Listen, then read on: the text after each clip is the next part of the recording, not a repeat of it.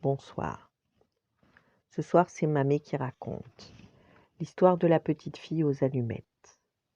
Comme il faisait froid, c'était le dernier soir de l'année, la veille du jour de l'an. Au milieu de ce froid glacial et dans cette obscurité, une pauvre petite fille marchait dans la rue. Elle avait dans son tablier des allumettes et portait à la main un paquet qu'elle espérait vendre. Mais en ce soir de fête, tout le monde était affairé et personne ne s'arrêtait pour prêter attention à l'air suppliant de la petite. Tremblante de froid et de faim, elle se traînait de rue en rue. Les flocons de neige se posaient doucement sur ses cheveux blonds. En cette veille du jour de l'an, les lumières brillaient aux fenêtres et de presque toutes les maisons sortait une délicieuse odeur, celle de l'oie qu'on rôtissait pour le festin du soir. Épuisée, la petite fille s'assit et s'affaissa dans un coin entre deux maisons. Le froid était intense, mais elle n'osait pas rentrer chez elle. Si elle rapportait les allumettes et pas la plus petite pièce de monnaie, son père la battrait. Comme une petite allumette lui ferait du bien, si elle osait en tirer une seule du paquet, la frotter sur le mur et réchauffer ses doigts. Elle en tira une. Crac! Comme elle éclata, comme elle brûla, elle couvrit de sa main la flamme chaude et claire. Il semblait à la petite fille qu'elle était assise devant un grand poêle en fonte, décoré d'ornements de cuivre. Mais alors que la petite étendait ses pieds pour les chauffer, la flamme s'éteignit et le poêle disparut. Elle n'avait plus qu'un petit bout d'allumette brûlée dans sa main. Elle en frotta une seconde qui brûla et brilla. La lumière se projeta sur le mur qui devient tout transparent.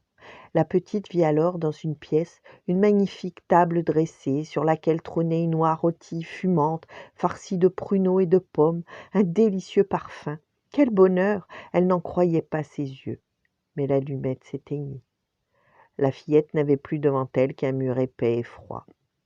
Elle alluma une troisième allumette. Aussitôt, elle se vit assise sous un magnifique arbre de Noël, plus beau et plus grand encore que celui qu'elle avait vu au Noël dernier chez un riche marchand. 1000 chandelles brûlaient dans les branches vertes, et de tous les côtés pendait une foule de merveilles. La petite éleva les deux mains, l'allumette s'éteignit.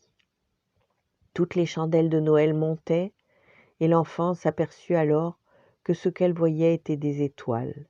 L'une d'elles tomba et traça une longue raie de feu dans le ciel.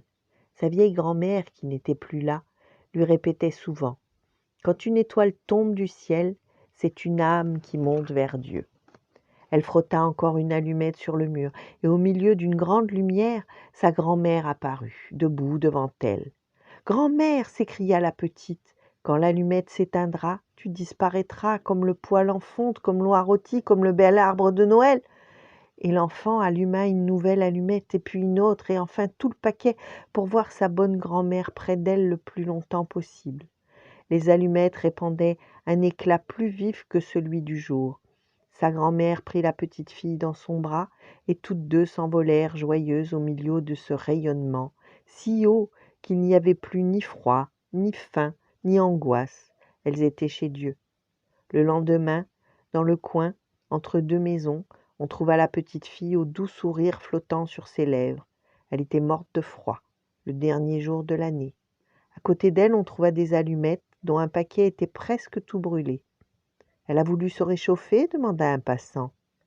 Mais tout le monde ignora les belles choses qu'elle avait vues et au milieu de quelle splendeur elle était entrée, avec sa vieille grand-mère, dans la nouvelle année.